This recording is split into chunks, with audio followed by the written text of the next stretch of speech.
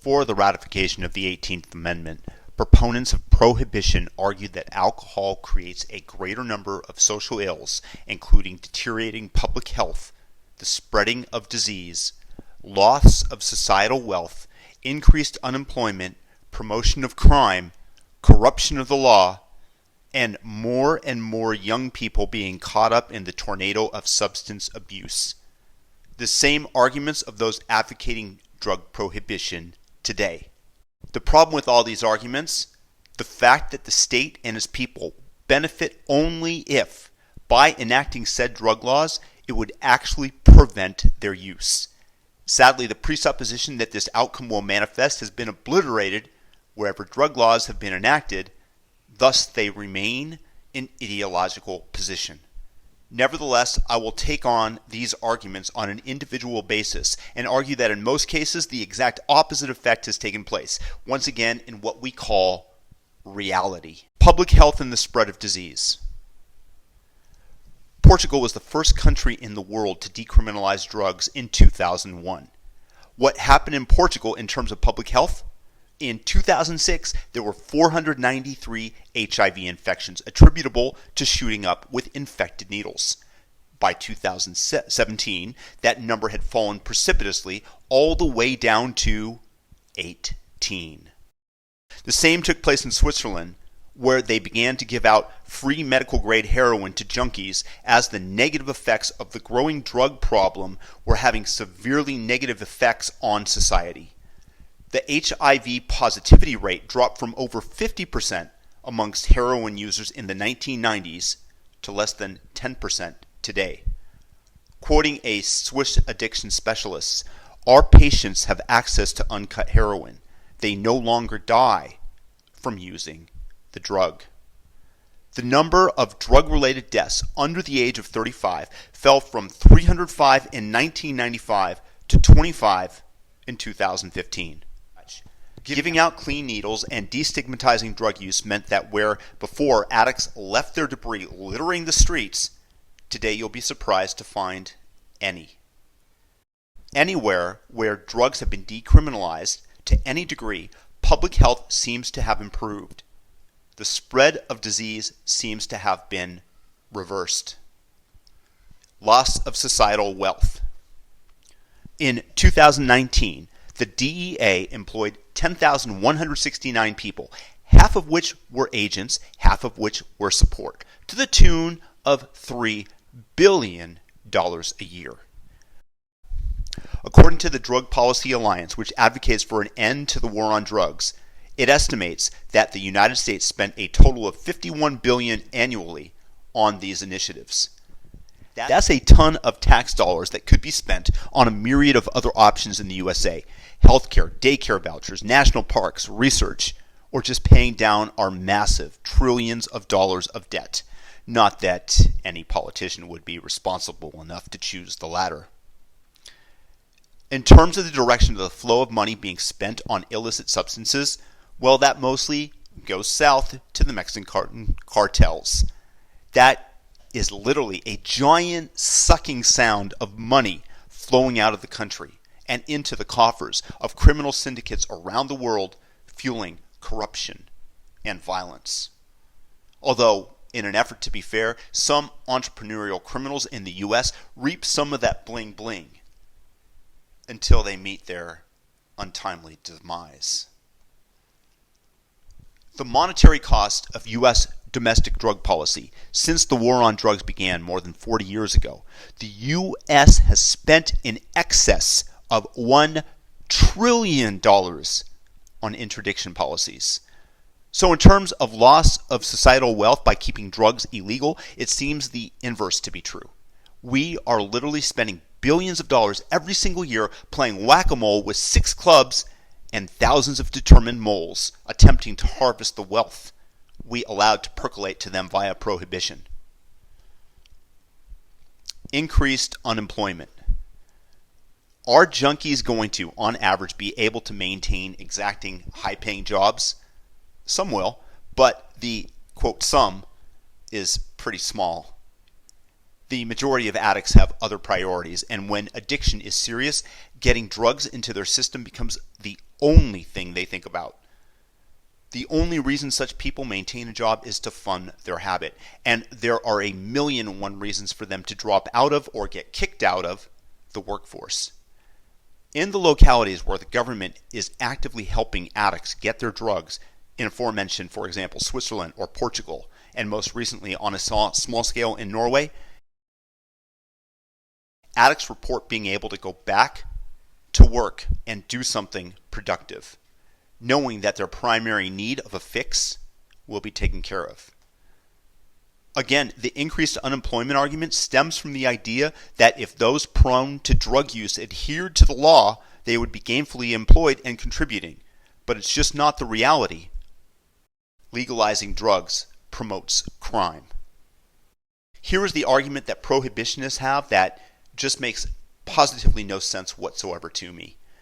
By making something illegal, you are already creating a line that, when crossed, elevates crime statistics, and that's merely a point of semantics. Because of a steep demand curve for addicts, the price of a fix is almost immaterial. Even the most uncreative, lazy, drug-dependent person will go to great lengths to attain their chemical, as in many cases they believe their life is dependent upon it. In fact, they might be right. Some people have literally died from withdrawal complications when going cold turkey. And that's a side of the hold that it has on one's brain. So what do? They cheat, they lie, they steal in order to, quote, stay alive. How many people out there have had to deal with crimes perpetrated by junkies trying to get their fix? How many of you have had a junkie break into your home or car in an effort to steal something so they can sell it for a quick buck? Other friends of mine have been robbed at knife point by obvious junkies.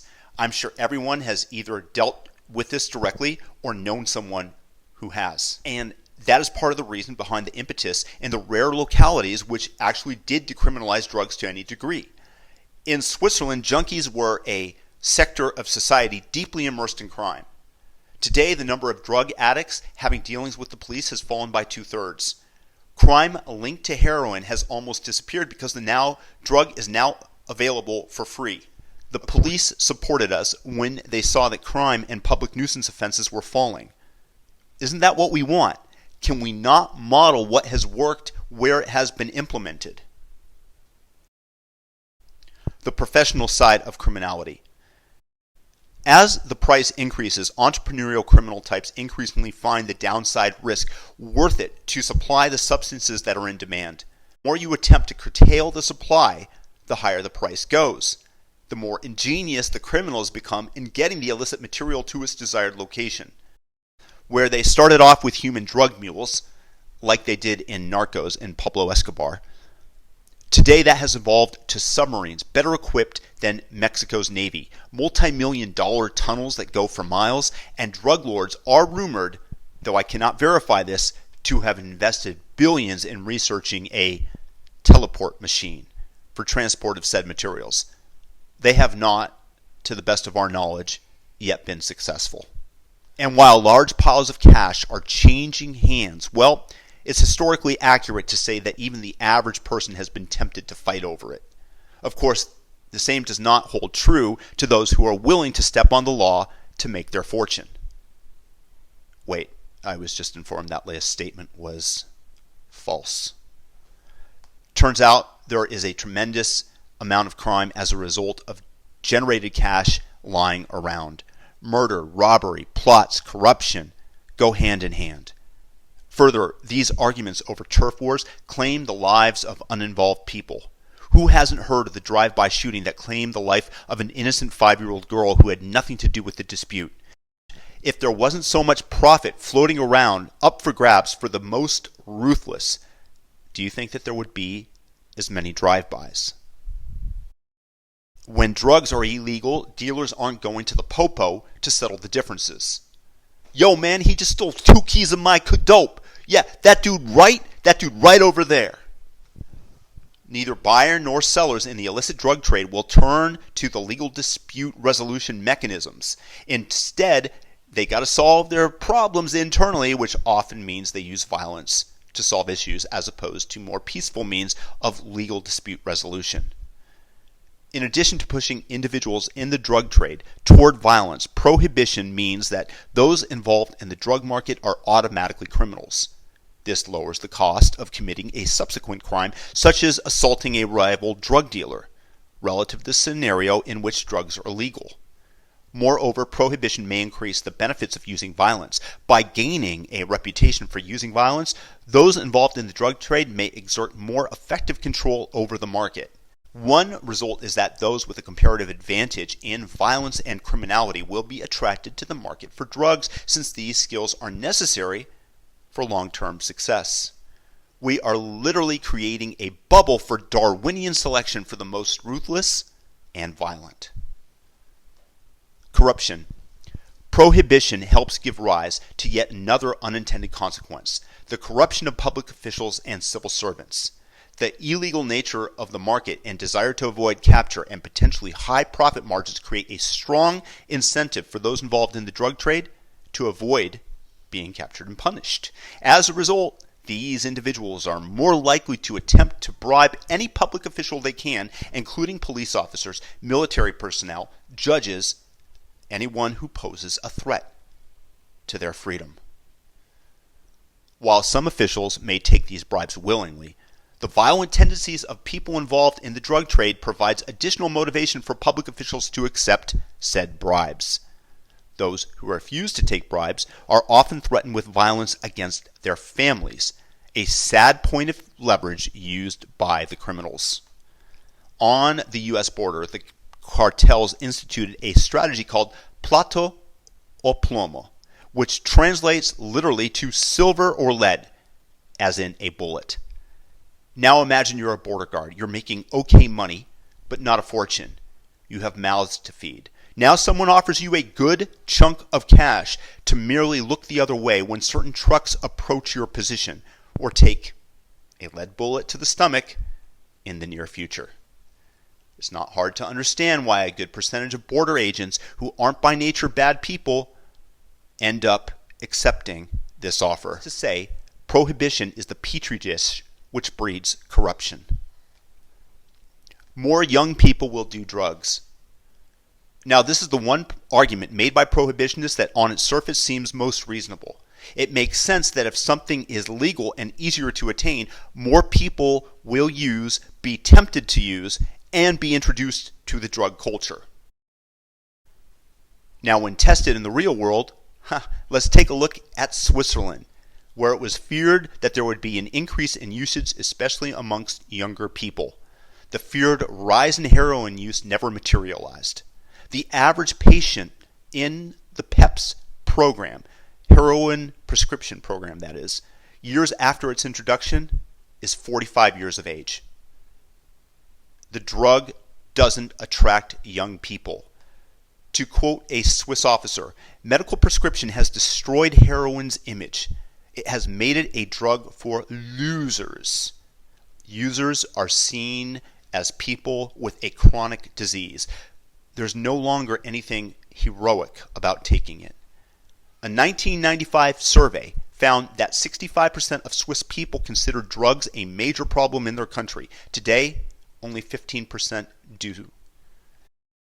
And in Colorado, after 5 years of legalization, the state released a report that they have not experienced an increase in marijuana use amongst young people, although it was the single most common reason for school expulsions in the 2016 to 2017 school year. Marijuana also has not impacted graduation rates or dropout rates.